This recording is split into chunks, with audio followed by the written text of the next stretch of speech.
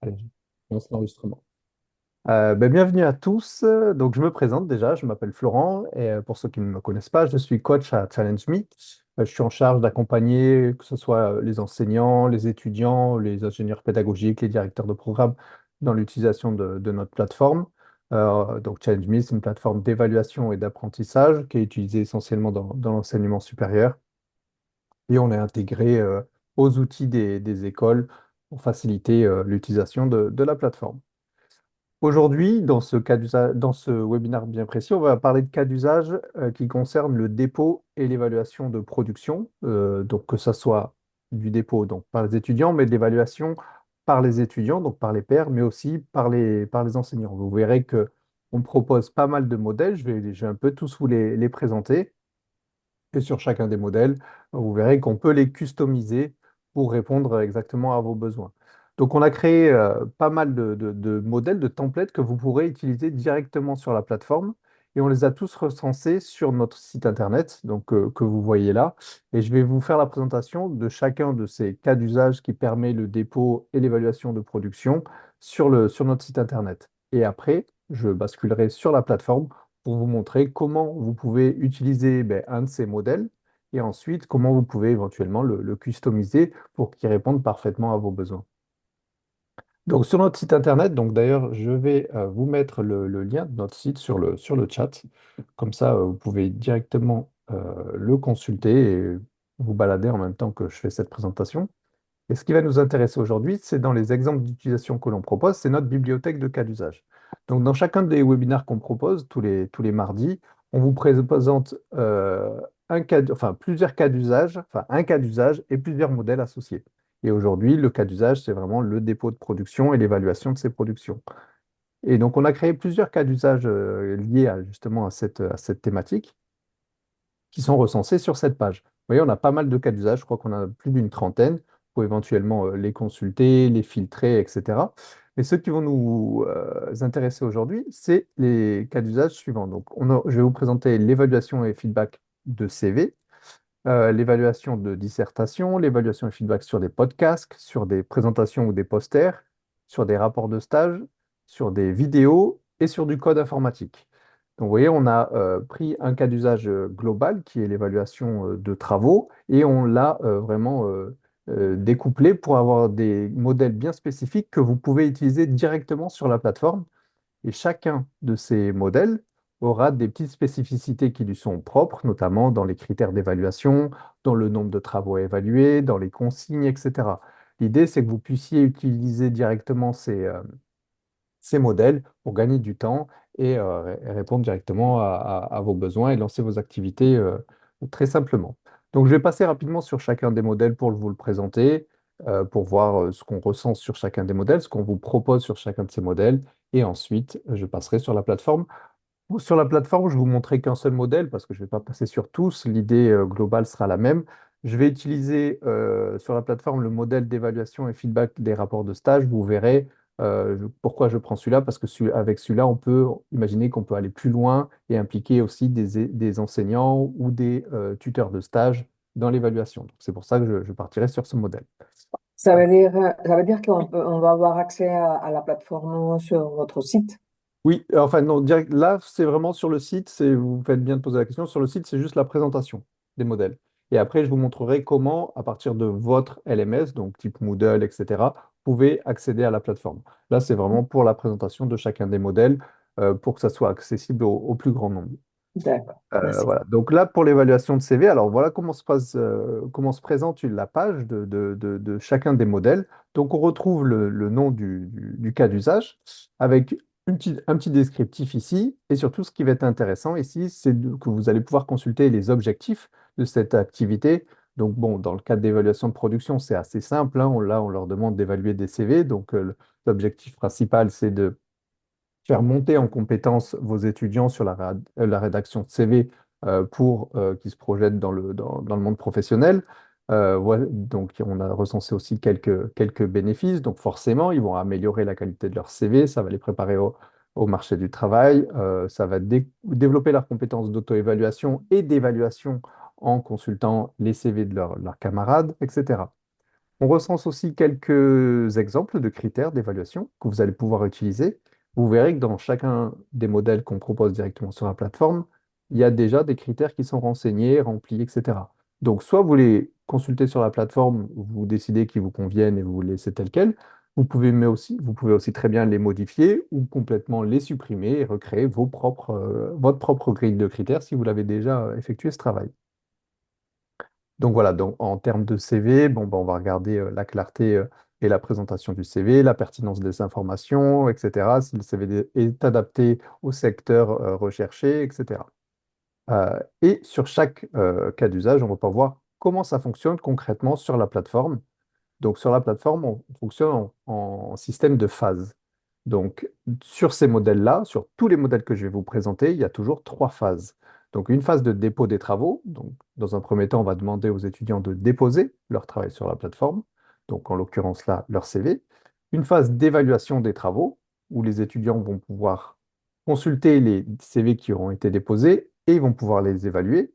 Sachant que bah, dans ce cas-là, ça marche bien aussi, on peut impliquer dans cette phase d'évaluation, parce que chaque phase est complètement indépendante l'une de l'autre.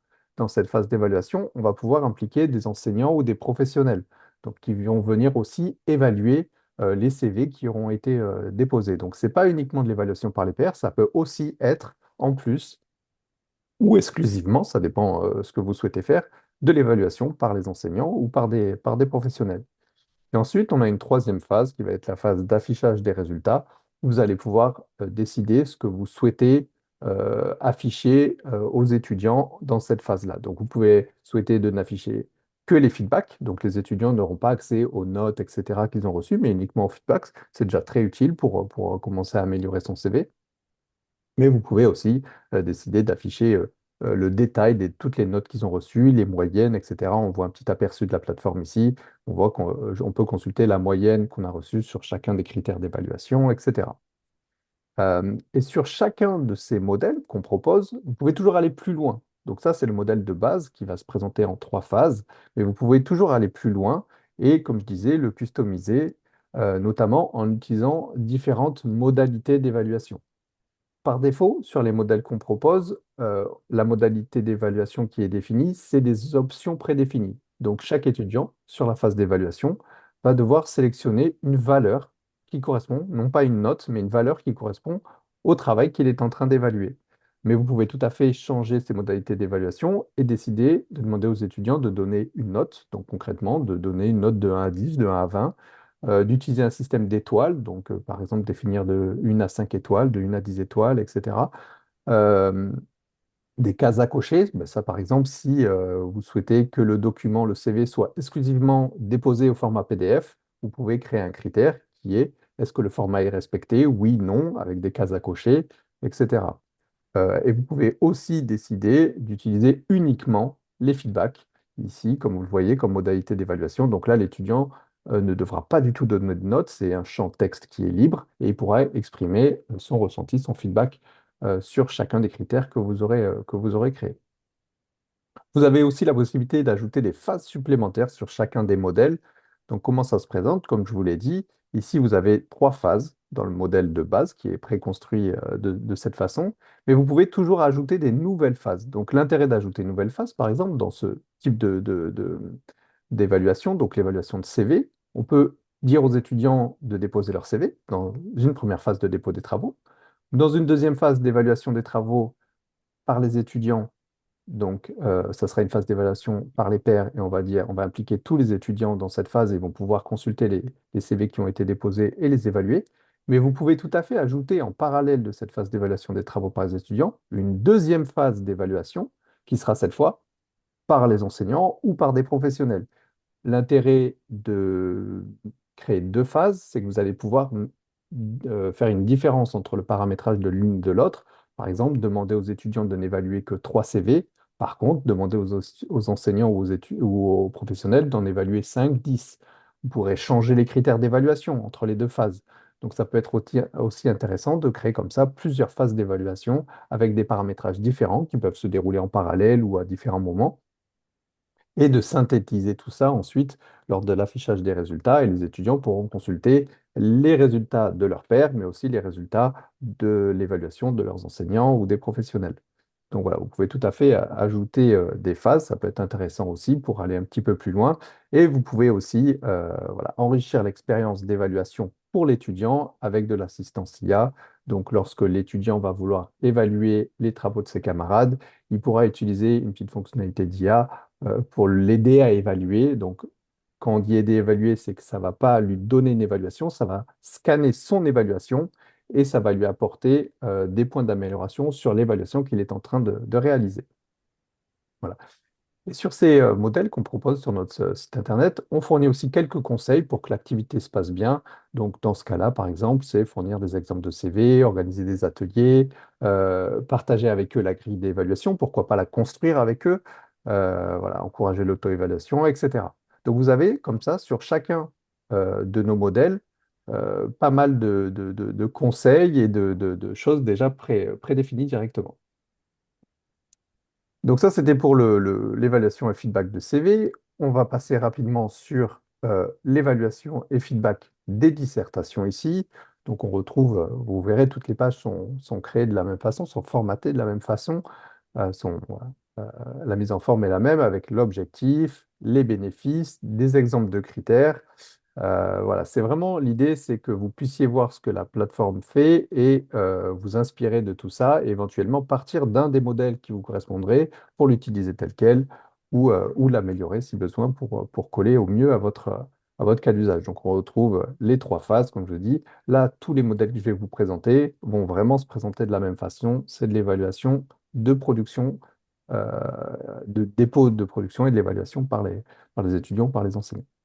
Donc voilà pour la dissertation. On a aussi, donc, comme je disais, l'évaluation et feedback sur des podcasts. Alors, petite précision, ce modèle-là a été fait sur l'idée d'un podcast audio et non vidéo. Je sais qu'aujourd'hui, il y a de plus en plus de podcasts qui sont aussi dédiés à la vidéo sur des plateformes vidéo type YouTube. Là, dans l'idée, les critères, etc., ont été faits sur l'idée que ça reste un podcast audio. Mais si vous souhaitez demander à vos étudiants qui créent des podcasts qui soient audio et vidéo, ben, il faudra un petit peu ajuster par exemple, les critères qui auront été prédéfinis et éventuellement les consignes et les objectifs qui auront été définis sur la plateforme. Donc, voilà pour le podcast. Des présentations au poster, donc ça c'est un cas qui arrive très régulièrement où vous demandez à vos étudiants de réaliser des posters sur des sujets divers. Donc voilà, vous retrouverez différents bénéfices, des objectifs, toujours des exemples de critères et comment ça fonctionne de chaque étape. Nous avons aussi les rapports de stage, donc c'est sur ce modèle-là que je vais me baser pour faire la présentation directement sur la plateforme, parce que justement, je vais vous montrer ce qu'il y a par défaut dans nos modèles, mais aussi la partie aller plus loin, et je vous montrerai comment vous allez pouvoir ajouter une nouvelle phase pour impliquer des enseignants, etc. Donc ça, c'est pour les rapports de stage. L'idée dans un rapport de stage, c'est que vous pouvez demander surtout aux enseignants de se partager le travail. Par exemple, si on a 200 rapports de stage à évaluer, vous pouvez impliquer une dizaine ou une vingtaine d'enseignants et comme ça répartir et chacun aura 10 ou 20 rapports de stage à évaluer. Vous avez de l'évaluation et feedback sur des vidéos.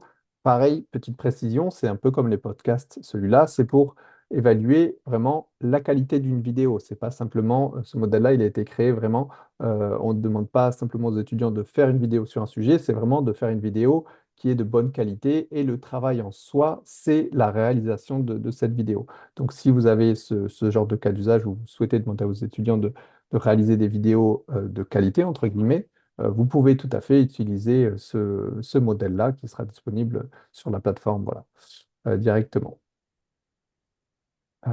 Et on a aussi de l'évaluation et feedback sur du code informatique. Donc là, les étudiants seront en capacité de déposer tout type de documents, donc dans le format qu'ils souhaitent, que ce soit du HTML ou du Java ou n'importe quel langage informatique. Et ils pourront déposer des fichiers sur la plateforme et les étudiants ou les évaluateurs, les participants qui vont évaluer, pourront télécharger les fichiers qui auront été déposés et les tester sur leur plateforme pour vérifier que le code est correct, etc. Et ensuite revenir sur la plateforme ChallengeMe pour l'évaluer directement. Donc voilà. Du coup, voilà pour la présentation de tous ces cas. Alors, il y en a peut-être d'autres. On ne les a pas tous recensés encore. S'il y en a d'autres, on les ajoutera. Voilà, il y en a déjà, je ne sais pas combien j'en ai cité, peut-être 5, 6 directement en tant que modèle sur la plateforme. Mais ça va évoluer. Donc, je vous encourage à revenir de temps en temps sur le site Internet dans la partie exemple d'utilisation et bibliothèque de cas d'usage pour voir si on n'a pas de nouveaux cas d'usage qui viennent s'ajouter régulièrement. Donc, maintenant, je vais passer à la pratique et je vais vous présenter je vais partir de Moodle et je vais vous présenter comment vous pouvez utiliser un de nos modèles. Donc là, je suis directement donc, sur Moodle. Comme je vous ai dit, on est intégré à la plupart des outils des écoles, que ce soit Moodle, Blackboard, Brightspace, etc. Donc, je vais me connecter. Je suis en tant qu'enseignant ici. Je vais me rendre directement dans mon cours ici. Je vais prendre le cours démo et je vais passer en mode édition ici. En mode édition, je vais simplement ajouter une activité ou une ressource. Et ici, il y a Challenge Me directement dans la liste. Donc, je clique sur Challenge Me. Je donne un nom à mon activité, tout simplement. Et c'est tout. Je n'ai rien besoin de configurer de plus. Clique sur Enregistrer et revenir au cours.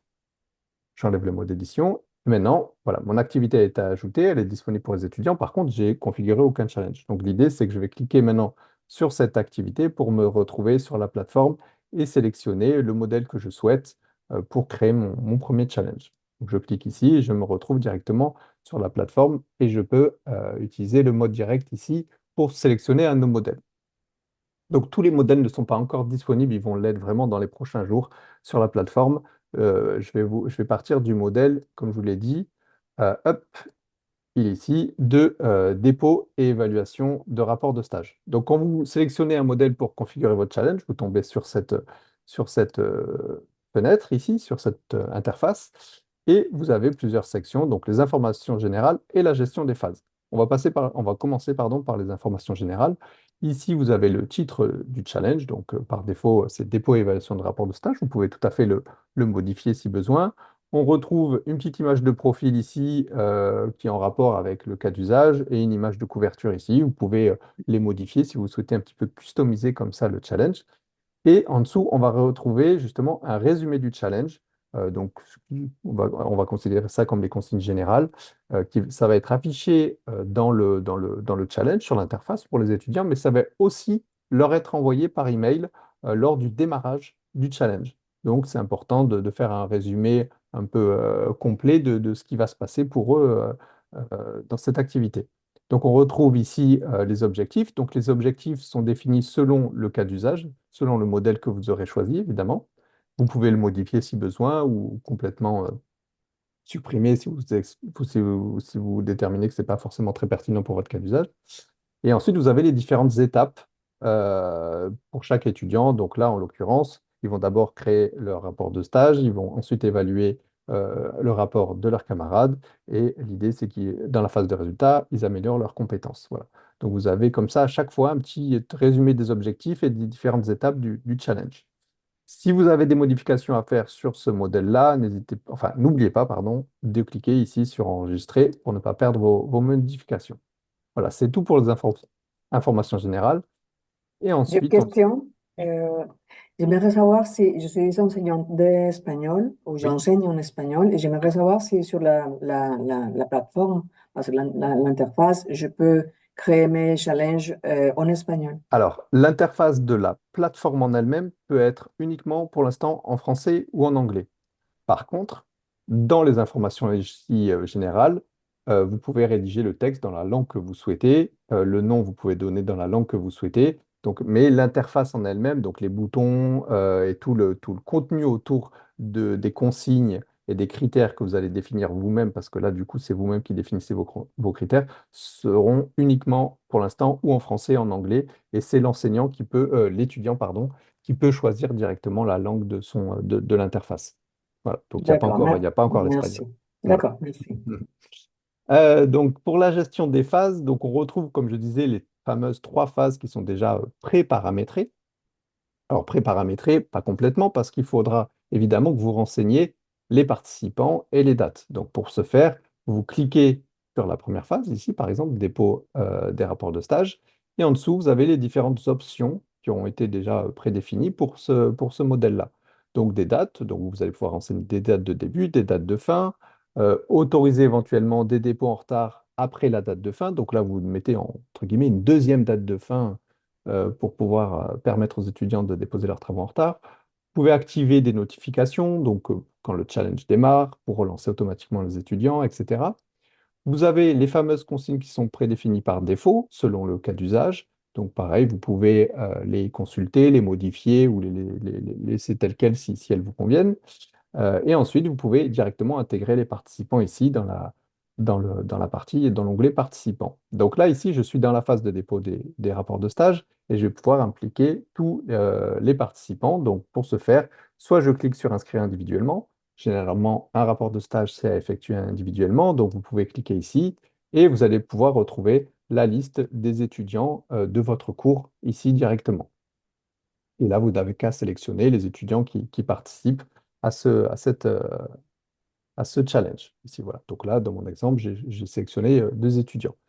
Si dans vos autres cas d'usage, ils doivent participer en groupe, l'idée c'est que vos groupes soient déjà créés dans votre cours, donc que ce soit dans Moodle, Blackboard ou Brightspace, pardon, et vous pourrez cliquer sur Inscrire en équipe ici pour sélectionner non pas des étudiants, mais directement les groupes de votre cours pour les impliquer. Et si je clique ici, je les inscris. Et voilà, j'avais déjà inscrit mes étudiants en individuel, donc évidemment, je ne peux pas les inscrire de façon individuelle ou en groupe. Donc, je vais sélectionner ici et j'aurai ici mes étudiants en groupe ici directement. Donc, vous avez le nom du groupe et le détail des membres qui le composent. Donc, voilà pour la partie participants. Si vous avez vos groupes qui ne sont pas dans votre cours, vous pouvez tout à fait utiliser un fichier Excel avec une colonne email et une colonne nom du groupe que vous glisserez ici directement et ça va vous créer les groupes sur la plateforme ChangeMe. Voilà pour la partie dépôt des travaux. Vous avez la partie évaluation, donc même principe, vous renseignez des dates, donc à quelle date démarrent les évaluations, à quel moment elles se terminent, les différentes consignes, toujours prédéfinies par défaut, que vous pouvez modifier, et la partie critères d'évaluation, c'est un peu la partie centrale, la partie la plus importante de l'évaluation, ça va être les critères d'évaluation. Comme je vous ai dit, on a déjà défini des critères pour chacun de nos modèles.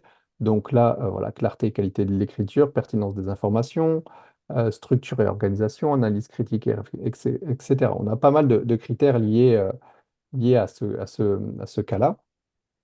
Et vous allez pouvoir comme ça les modifier ou les utiliser tels quels. Et ici, il y a une échelle descriptive sur chacune des valeurs que pourra utiliser l'étudiant. Il pourra sélectionner l'étudiant pour évaluer ses camarades. Euh, voilà pour la partie critères. Donc là, c'est assez vaste, hein. Vous avez pas, comme je vous le disais, vous avez pas mal de méthodes d'évaluation différentes, etc. Je vous laisserai explorer ça si vous souhaitez pour aller vraiment plus loin. Et pour la partie participants, vous allez pouvoir, idem, sélectionner les participants s'ils doivent évaluer de façon individuelle, s'ils doivent évaluer en groupe, ou vous pouvez tout simplement dire, bah, je souhaite synchroniser les participants avec ma phase de dépôt, parce que c'est exactement les mêmes participants, et je peux les synchroniser à l'identique. Là, typiquement, j'ai inscrit deux groupes, donc j'aurai deux groupes qui évaluent, ou je peux sélectionner les quatre personnes qui composent ces deux groupes pour les inscrire individuellement. Et ici, mes étudiants devront évaluer individuellement les travaux qui auront été déposés, les CV qui auront été déposés, les rapports de stage, pardon, qui auront été déposés. Dans les options, on a quelques petites choses que vous allez pouvoir définir, notamment si vous souhaitez afficher ou non un champ de feedback qui va permettre aux étudiants de laisser un commentaire. On encourage évidemment l'utilisation de ce champ et on vous encourage à le laisser activé pour permettre aux étudiants de laisser un commentaire sur les travaux qu'ils sont en train d'évaluer pour permettre aux étudiants qui le reçoivent de progresser. Vous allez pouvoir définir le nombre de travaux à évaluer. Donc, par défaut, sur ce modèle, on en a laissé trois. Donc, chaque étudiant devra évaluer trois rapports de stage. Et vous pouvez, par défaut, tout est anonyme sur la plateforme, mais vous pouvez éventuellement lever l'anonymat si vous souhaitez que le nom des étudiants qui sont évalués soit affiché. Par défaut, comme je disais, c'est anonyme. Voilà, vous avez d'autres petites options et je vous laisserai explorer tout ça si vous souhaitez aller plus loin. Et vous avez la partie affichage des résultats, où vous avez pareil sélectionné une date, donc à quel moment les étudiants vont pouvoir consulter les résultats, que ce soit leurs évaluations, leurs feedbacks, etc. Nous avons les consignes qui sont prédéfinies, vous pouvez les modifier si besoin. On a tout un système de notation qui peut être paramétré avec différents coefficients par critères, etc. Vous allez pouvoir définir des références sur la phase d'évaluation et dire ben, le référent, le poids de son évaluation va peser plus lourd que, une évaluation par les pairs, etc. Définir des pénalités, que ce soit des pénalités de retard pour ceux qui auraient évalué ou déposé leurs travaux en retard, des pénalités pour ceux qui n'auraient pas participé, donc ça c'est évidemment pas participer à l'évaluation, parce que s'ils ne participent pas à la phase de dépôt, ben, ils ne sont pas évalués, donc ils n'ont pas de note, donc ils ne peuvent pas avoir de pénalité. Par contre, on peut mettre des pénalités à ceux qui n'évaluent pas, et vous pouvez mettre des pénalités avec un nombre de points défini de pénalités. Voilà, tout le système de notation et vous allez pouvoir définir ce que vous souhaitez afficher ou non aux étudiants. Donc, vous pouvez décider de complètement masquer tous les résultats. Donc, les étudiants ne pourront pas du tout consulter les résultats de cette évaluation. Et si vous souhaitez l'afficher, vous allez pouvoir définir ce que vous souhaitez afficher, comme la moyenne, les évaluations, les feedbacks, etc. Et pareil, les feedbacks sont reçus de façon anonyme, mais vous avez la possibilité de lever l'anonymat si besoin directement en cochant cette case. Donc voilà pour le modèle par défaut. Et si vous voulez plus loin, comme je disais tout à l'heure, vous pouvez tout à fait ajouter une nouvelle phase. Et donc ce qui va nous intéresser là, dans notre cas d'évaluation des rapports de stage, c'est que je souhaite que des enseignants ou des professionnels viennent évaluer les rapports de stage de mes étudiants. Donc je vais cliquer ici pour ajouter une nouvelle phase d'évaluation de travaux. Et je vais pouvoir définir comme ça de nouvelles dates, de nouvelles consignes, de nouveaux critères d'évaluation, peut-être plus pointus parce que ça va être des professionnels ou des enseignants qui vont venir évaluer. De nouvelles options pour définir combien je souhaite que chaque participant évalue. Et évidemment, les nouveaux participants pour cette phase d'évaluation bien spécifique. Je peux renommer les phases si besoin. Donc ça peut être très utile parce que là, imaginons que c'est l'évaluation des rapports par les enseignants, par exemple. Comme ça, l'étudiant saura exactement que cette phase d'évaluation, c'est les enseignants et cette phase d'évaluation, c'est par les pairs, par exemple. Voilà. Vous pouvez tout à fait renommer pour que ça soit très clair dans votre challenge et que les étudiants puissent consulter clairement les différentes phases. Donc voilà comment vous pouvez aller plus loin en ajoutant des phases ou en modifiant éventuellement les critères d'évaluation et les différentes options. Je vois qu'il est déjà midi, mais très rapidement, je vais juste vous présenter comment ça se passe côté étudiant. Ça va être très rapide, ça va me prendre 2-3 minutes pour vous présenter côté étudiant comment ça se passe. Voilà, là, je suis côté étudiant, j'ai accédé à mon challenge, il a été lancé, etc. Et alors là, dans mon challenge, c'est un challenge un peu spécifique où j'ai pas mal de phases, mais dans l'idée, c'est que j'ai ma phase de dépôt de travaux ici en vert. Quand elle aura démarré, elle sera comme ça en vert, vert foncé. Si les phases n'ont pas démarré, elles seront en grisé, je ne pourrai pas y accéder. Là, en l'occurrence, ça a bien démarré, je suis bien entre les deux dates. Je peux cliquer sur la phase, je vais pouvoir consulter les consignes que vous avez prédéfinies. Si c'est un travail en groupe, consultez les membres de mon groupe. Si c'est un travail individuel, il n'y aura pas cette section. Et ici, je vais pouvoir ajouter mon travail. Donc, en l'occurrence, j'ai déjà fait. J'ai ajouté une vidéo qui est visible ici directement. Je peux la consulter là. Je peux, si la date n'est pas encore, la deadline n'est pas encore arrivée, je peux modifier mon travail pour le modifier, le réécrire si besoin et le revalider par la suite. Donc ça, c'est pour la phase de dépôt de travaux. Donc c'est ici que les étudiants pourront déposer leurs vidéos, leurs fichiers de code informatique, leur CV, leur rapport de stage, etc. Ils peuvent déposer autant de documents qu'ils le souhaitent et dans le format qu'ils souhaitent. Il n'y a aucune restriction là-dessus directement. Et pour terminer, on va regarder la phase d'évaluation. Donc là, c'est comment les étudiants vont pouvoir évaluer les travaux de leurs camarades. Donc ici, ils cliquent sur la phase d'évaluation. Ils retrouvent le nombre de travaux qui ont été définis. Donc en l'occurrence, dans mon exemple là, j'en ai eu deux. Dans mes modèles, on a vu que c'était paramétré 3. Donc si c'est 3, j'aurai un troisième bloc ici supplémentaire pour évaluer un troisième travail. Et je vais pouvoir ici cliquer sur chacun des travaux qui auraient été déposés pour l'évaluer sur les différents critères et avec les méthodes d'évaluation qui auront été définies. Vous voyez qu'on peut tout à fait mixer les méthodes d'évaluation. Dans mon premier critère, c'est un système d'étoiles de 1 à 10 où je peux consulter ici la description de chacune des étoiles pour m'aider à évaluer. Mais en dessous, j'ai un critère qui est avec une autre modalité d'évaluation. Donc, vous pouvez tout à fait mixer. Vous n'êtes pas obligé d'utiliser la même modalité d'évaluation sur toute l'évaluation. Ici, c'est le principe d'option prédéfinie, comme ce que je disais tout à l'heure.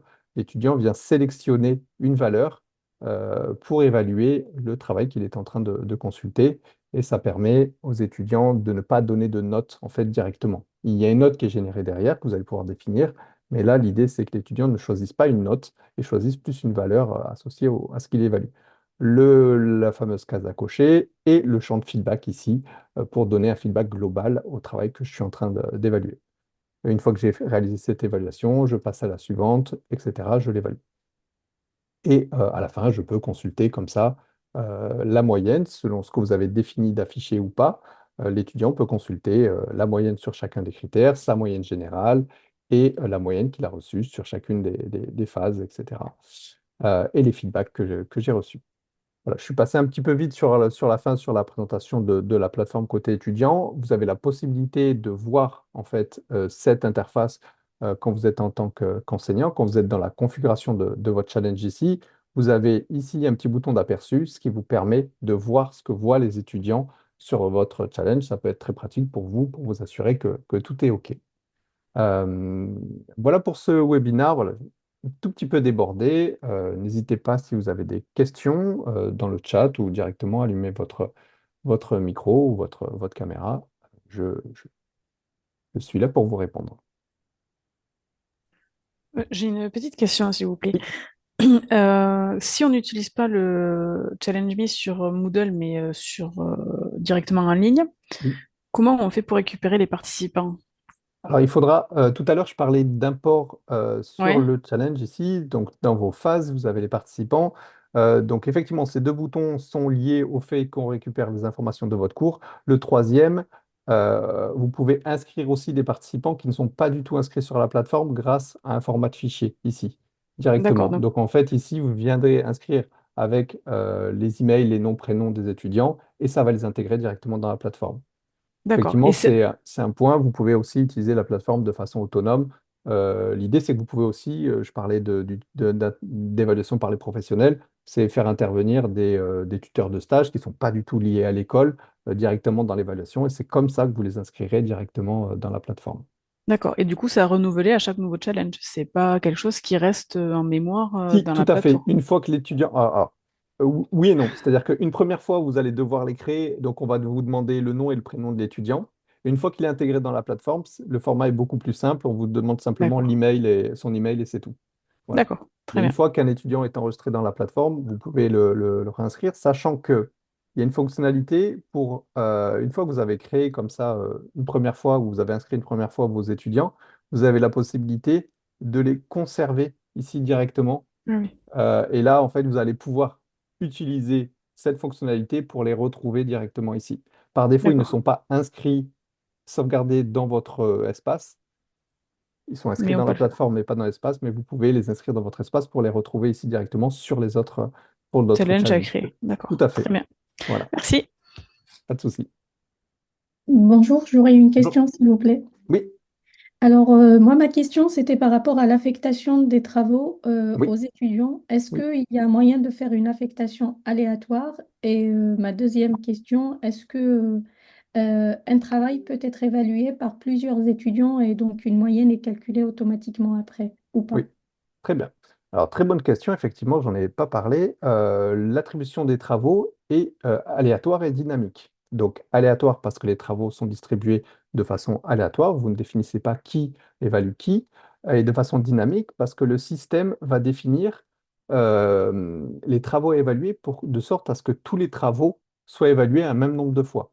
Donc, imaginons ici, j'ai deux groupes pour faire simple, j'ai deux groupes de 5 personnes et je vais dire, ben, je souhaite que chaque étudiant, bon, deux groupes, ça marche pas, mais j'ai 10 groupes de 5 personnes et je souhaite que chaque étudiant individuellement évalue X travaux, donc par exemple 3 ou 4 autres groupes, et la plateforme va s'occuper de délivrer à chaque étudiant individuellement 3 ou 4 groupes, enfin 3 ou 4 travaux de groupe qui vont être évalués, de sorte à ce que tous les travaux de groupe soient évalués un nombre de fois. Et du coup, pour répondre à la deuxième question, les travaux sont évalués plusieurs fois. par chaque D'accord. enfin, pas par chaque étudiant, mais au global, chaque groupe recevra un grand nombre d'évaluations parce que c'est un groupe qui dépose, mais c'est 5 étudiants qui vont évaluer, par exemple.